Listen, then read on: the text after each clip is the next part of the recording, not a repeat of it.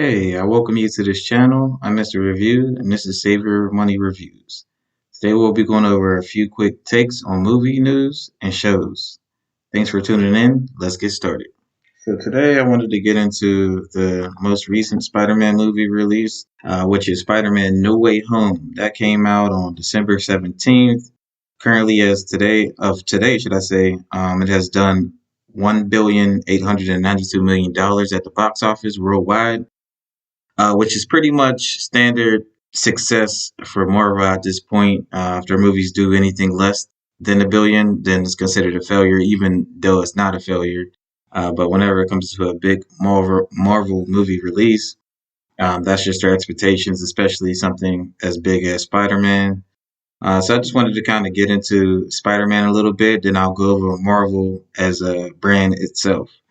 So of course, Spider-Man: No Way Home was a success. There was a lot of speculations and rumors out there that, of course, that Marvel was going to throw in the two previous Spider-Mans in the movie history from Sony. No one really knew if that was 100% true or not. We had no idea if they were going to be featured in the movie or if someone just made it up and it was just going to be Tom Holland Spider-Man on this movie. But of course, we got a huge surprise once we walked into theaters, and we actually got to see both Spider-Mans with the new Spider-Man, which I think is number one, a great pick for Spider-Man. Tom Holland has done a heck of a job with being Spider-Man. Also, Peter Parker. If you're new to my channel, you would know that. Should I say, if you're new to my channel, let me tell you that I'm very into both sides of a superhero. So it's never just about the superhero itself, but it's also about the superhero out of costume. So anytime you're talking about Spider-Man, I'm gonna also critique Peter Parker as well. So it's not about the actor doing great as Spider-Man, right? It's more so how well does the actor does as actually Peter Parker as well. Because I feel like in my heart, when you're thinking of the character or superhero, you're thinking of it full scale. You're not thinking about just Spider-Man in costume. How good is he? You're thinking about how good is he as Spider-Man out of costume as well. And in my opinion, Tom Holland does a great job with both sides. In my opinion, Andrew Garfield does better as Spider-Man himself. In other words, that's where he shined the most, as when he puts on the suit. Andrew Garfield as a Spider-Man is amazing. As far as him as Peter Parker, I can't agree with. I think he's the worst version of Peter Parker out of the group. Um, I think he just couldn't find a balance of how cool Peter Parker needed to be and how nerdy Peter Parker needed to be. And I believe he maybe stayed a little bit more true to the Amazing Spider-Man source material as Peter Parker, and maybe that's why it really doesn't resonate with me. I'm not exactly sure. You guys can let me know in the comments if that's the reason why they went the direction they did in that film. But overall, I feel like his version of Peter Parker is the worst out of the grouping. Of course, Tobey Maguire was the original OG Spider-Man. Of course, for me growing up, and I'm sure a lot of people's childhoods to now. In my opinion, he's the best overall Spider-Man. Tobey did a great job as Peter Parker. He did a great job, in my opinion, as Spider-Man. Not perfect, but pretty good. Really good version. Again, I think Andrew, in a sense, has the best overall Spider-Man. When I say overall, I mean literally Spider-Man himself, not really the character as Peter Parker and Spider-Man. So when I say overall for Tobey, I mean as Spider-Man and Peter Parker, as the combo goes, he's the best. As far as solo Spider-Man, just Spider-Man alone, Andrew's the best in my opinion. And then as far as continuing what Tobey did, Tom Holland does a great job as having a great balance with both versions. He's a really great Spider-Man overall, and I mean that in as far as Peter Parker and as Spider-Man. That's something that he was able to accomplish, which is what Tobey was able to accomplish, is being a great Spider-Man plus a great Peter Parker. So that's why they're both, in my opinion, the top two goats of Spider-Man and Peter Parker. Andrew is just kind of just a great Spider-Man, in my opinion. He's not great as Peter Parker. He failed on that part, and that's why I don't quite enjoy his films. But definitely, Tobey's is my favorite ultimately, and Tom Holland carries that torch. Does a great job at doing that. So I like Tom Holland very, very much. So I'm interested to see what they do with the story continuing with the new circumstance. Obviously, if you watch the Spider-Man No Way Home, you'll see The fourth film is going to pick up way differently than probably any of the Spider-Mans because at this point it's just him. So I'm interested to see how they do that. It could be genius, it could be great, or it could be just kind of like they could find a way to write it where it's like the other movies really didn't happen, or that's already fixed or whatnot, or make a short, quick fix to kind of get it back on track. But that'll be too safe and too cheesy. I would definitely want to see what they do with Peter Parker not knowing anyone. Uh, and I think that's the best route, in my opinion, to see how they can develop the story with him kind of re-knowing and getting to know people, and then also building, his personal life up, and also keeping up with the superhero side of life as well. Interested. That's a pretty complicated way to write it and write it good. So we'll see what they do. If they're able to challenge themselves to be great at that, that would be amazing. Probably will be probably the best Spider-Man for Tom Holland's version. But we'll see. We still have to wait to see. But just speaking on No Way Home, seeing Tom Holland and Tobey Maguire return and join the new Spider-Man, which is Tom, that was an amazing moment in theater history. For me personally, I think that's something you've never seen on film until that point where you see multi different versions of a character come together to stop something. That was just a moment in history that I feel like is probably one of the greatest moments in history for film, period. I don't think you'll ever see that quite like that again, as far as that level of surprise, that level of creativity, that level of that magnitude of what they delivered on screen was something we haven't seen until that day, and it probably won't ever be the same magnitude as that movie captured for the audience in film, in theater, and as an experience as a whole. That movie was amazing just to kind of see that moment. Also, they did a great job with that film overall. The only gripe I have about that film personally is that I felt like they made it a little too comedic at times with the villains at certain points of the film, and kind of threw off the seriousness of the situation. So that's my only gripe about it in the overall sense. Of course, the selfish side of me, so this is me being subjective, is that I wish there was more Tobey Maguire solo Spider-Man action. You know what I mean? For me personally, that would have been amazing. But overall, they did a great job with balancing the Spider-Mans, balancing the action, balancing the excitement, the downtime, the traumas and tribulations. Overall, they did a great job with that film. Marvel is on a great streak. In my opinion, they can't miss. The only time they missed was with Captain Marvel. That movie was the worst Marvel movie ever in history. And they also flopped a little bit on the second Avengers, Age of Ultron. That just didn't do right with that film at all, and it maybe due to the pressure that they had at the time to deliver a second great film. But I think now at this point they pretty much set their foot down and they're standing strong on what their brand is, what they want to represent, what they want to make. So far they did a great job. Like I said, the only thing I felt like was the only flops they had, if you want to say a flop, as far as an entertainment level and creative level and quality level, Captain Marvel and then also the second Avengers movie weren't good movies. I mean, just keep it real. They weren't great movies. They were good movies. They were pretty trash. I'm sure it have a few fans out there that likes it, but on the overall scale, they just didn't deliver. But for the rest of it, they've been doing great. They did a great job, and definitely for the most biggest movies, they always usually deliver. So salute to Marvel for allowing the fans to enjoy great movie experiences and storytelling and creativity and character. They do great at that. And speaking of Toby, so far there's rumors that Sony has signed off for Toby to have a fourth Spider-Man movie. Now, again, it hasn't been confirmed officially yet at this point, to my knowledge. If you guys see that, let me know in the comments. But there's certainly rumors and mentions of Tobey Maguire getting a fourth Spider-Man movie, something that I feel like they should have done way, way, way back, just to kind of close out that movie trilogy. I know that was a trilogy, but kind of his story, that Peter Parker story slash Spider-Man story, I feel like it was incomplete with the third film. I feel like it wasn't enough for us to feel like, okay, we're saying goodbye to the Spider-Man. So hopefully on this fourth film, they're able to deliver something great and fulfilling, and that feels like it's a conclusion to a story arc that we can feel satisfied with and excited about. They didn't do the third Spider-Man justice with the Venom character, the way they decided to design him and add him to the plot. A lot of the villains were a little mediocre on that film. I did kind of like, of course, the Goblin with his best friend. I think that concept and idea was dope. It was good. I don't think there was nothing wrong with that, but the overall villains around that weren't good for the movie. Again, they didn't do Venom any justice on that movie. So there was a lot of things they could have did a lot better and delivered better. I wasn't me personally. I wasn't against the multi-villain plot. I wasn't against that. I thought that actually brought an exciting element to it, as far as how Spider-Man was going to solve that problem as far as fighting multiple people. But again, delivery wise, execution wise, they didn't do a great job, and I think that's what made it look like it was the amount of villains as the problem, but it really wasn't. It was more so of their approach to the villains that made the movie stupid. As you can see in Tom Holland's version, there's multiple villains in one movie, probably the most out of any Spider-Man movie, and they delivered that greatly because they wrote the villains accurately.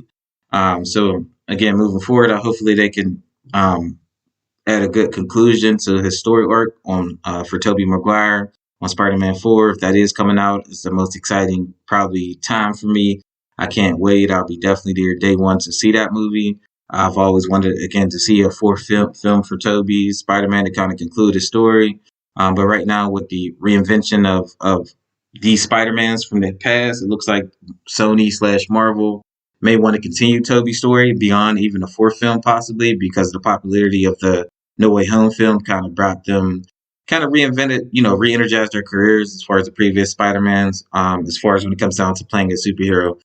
So I won't be surprised if they release Spider-Man 4 with intentions to do a sequel to that. If so, I'm not against that idea and concept either, as long as they execute it properly, it doesn't feel forced. I'm all for it, but we'll see. Guys, let me know what you think about the new Spider-Man with Toby if they decide to go that route. Do you guys agree with that? Do you like that concept? And are you excited for that, or are you against it?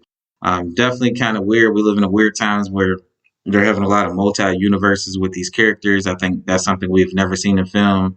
It's definitely superhero films. So for them to bring that to film, of course, in the comic books, that's a normal thing, something you see all the time. But as far as film, we have not seen that yet. So it's kind of weird, but also exciting because it's still a new experience that we haven't seen. If they execute this multiverse thing right, then it will probably be the best time for superhero movies. But if they do it wrong, then it'll be kind of dooming superhero movies in a sense, as far as the excitement level and trusting the studios executing those stories properly. But I think it's a great thing. I think if they were going to do it, this is the right time to do it. They kind of already did a whole spin of regular movies with Marvel, so I think this is the right time and the best time to do a multi-universe situation. So I'm excited to see what they do, how they deliver the future movies with Doctor Strange. Of course, the Spider-Man 4 if they decide to go ahead with Tobey's, and then also, of course, Tom Holland's version of Spider-Man. And then, of course, they have a ton of other movies that they have planned to come out. Also, the TV shows Marvel has, I kind of doubted the TV shows. I'm not going to lie to you guys. Kind of wasn't very excited about some of the TV shows. Um, I felt like they were pointless. I felt like they should just stick to film. But once I finally watched, the TV shows like Winter Soldier and the Falcon, WandaVision, uh, I felt like, definitely Loki too as well. Are great shows. It was a great idea to do those shows. At that point, I was like, okay, I see what they're trying to do here. Just give us more content. And of course, again, in my opinion, as long as they're doing great content or good content, you can never have too much content when you're a fan of property. So, after seeing the TV shows that Marvel decided to release, I felt great about that idea and that concept. And those shows that I previously named were the ones that stood out the most to me. Now, the only show I haven't seen from Marvel yet is, of course, Clint's show, his solo show. I did not see that TV show for Marvel yet. I do plan to check it out in the future, but haven't actually got a chance to find time to watch that Hawkeye, of course, solo TV show. I haven't heard anything negative about it. I haven't heard anything, truly incredible about it or anything. So I do certainly plan to check that out. I do like the idea of TV shows and movies for Marvel. I know some people think there's superhero fatigue, things like that. I don't agree with that. I believe as long as you're delivering quality work, it'll always be exciting to watch, always be exciting to see. I don't think, as a fan, there could be too much of anything, in my opinion, as long as it's good. Now, I would say Marvel lately, in this current phase, hasn't delivered, in my opinion, the best material as far as comparing it to the history. I did expect that though, due to the fact that at this point they can't rely on some of their staple characters. At this point, they're trying to start new, bring some new names up, continue the story. It's hard to top, you know, greatness. You know, the Thanos, Infinity Stone era was just an incredible era, in my opinion, and it'll be very, very difficult for Marvel to be able to come up with content that'll top that. So they have been getting a lot of gripes. But again, some of the excuses that I've heard was due to superhero fatigue.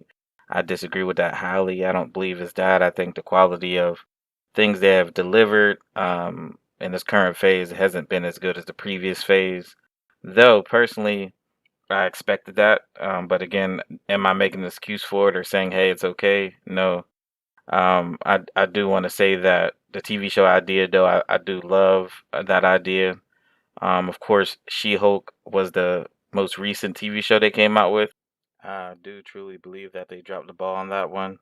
The concept, the idea, I did love the idea of a She-Hulk TV series. What I didn't like is their approach and direction with it. It was very cliche, very cheesy. Again, the idea of it, I respect it. I appreciate. Again, I'm all for female lead characters. I think that's an amazing thing that Marvel is trying to do. But I also think they're not doing it in good faith. They're not doing it in a way where they're inspired to do a great story for a female character. I think they're kind of going with the cliches and kind of what they think people want or would like versus what actually is good content.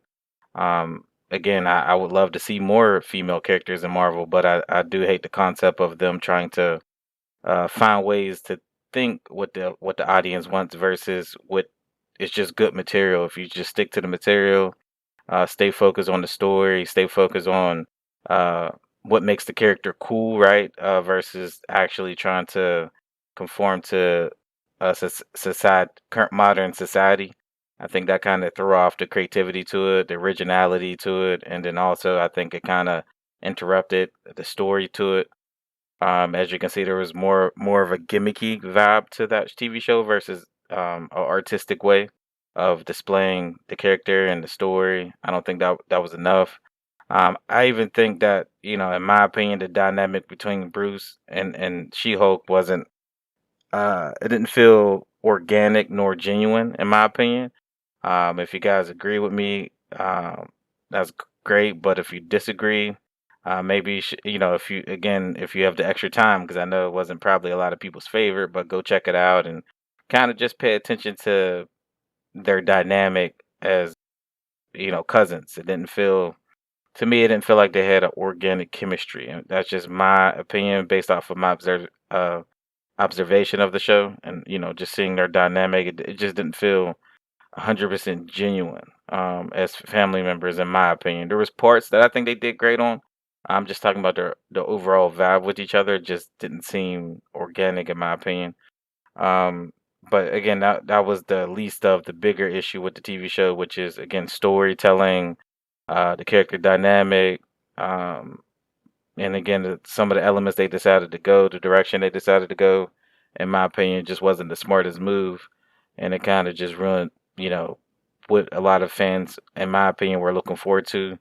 Because in itself, I think She-Hulk is a very amazing character. I think there's so much that can be told in her story, and also as a TV show or a movie, I think it could work. But if Marvel sticks to just being creative and coming up with some great ideas and concepts instead of just being gimmicky or a crowd pleasing, and again, they tried to, I think, what they think people wanted, but in my opinion, that was the ultimate letdown, the ultimate failure, and the ultimate reason for the show not being as good as it could have been. In my opinion, again, that was probably the worst TV show for Marvel, and overall it just wasn't a great show in itself. Again, the character, I think the actress did an amazing job with the character. I just think, again, the material she was given and the direction they decided to go, I think that was the biggest issue, and ultimately the reason why a lot of people didn't like the show. I don't think it has nothing to do with a female lead, in my opinion. Again, I love female leads. I think it's amazing to show that different side of the coin with superheroes. I just think again the reason it wasn't received very well is due to the direction they decided to go with and how they decided to tell her story wasn't the smartest decision in my opinion and wasn't the most creative nor most honest way of telling her story. I think they just wanted to again try to conform to what they think people will want and then go with that gimmicky kind of feel. And I think that was a mistake. And I think a lot of fans got cheated out of a show that could have been great for Marvel, a great look for female superheroes, and overall greater picture. But unfortunately, it just they weren't able to deliver on that note. All right, beautiful people. Don't forget to like and leave a comment. Let me know if you're excited for some of the stuff we talked about today, the upcoming stuff. If there's anything else you want to add to the pod that I might have missed, certainly throw in the comments. Have a blessed day, guys, and don't forget to subscribe to the channel for the latest in reviews, news, and updates. I'm Mr. Review, here to help you save, never lose. Toodles.